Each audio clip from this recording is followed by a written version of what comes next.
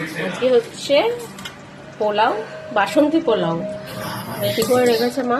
আর এতে কাশ্মীরি আলুর দম আর চাটনি, ও চাটনিও করেছে। হ্যাঁ হয়ে গেছে, আমি 70 কেজি পরে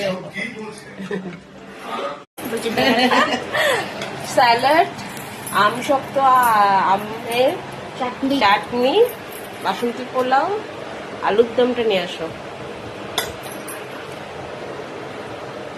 পুরো ঢাকা ধরে নিচে মামা ছোটখাটো তো এই আলুর দম আসছে। তো নেবে, হ্যাঁ হেল্পারের জন্য আমাকে ডেকে নেবে। আলুর দম ব্যাস, আগে বলেন যে আলুর দমই তো। না না হয়ে যায়,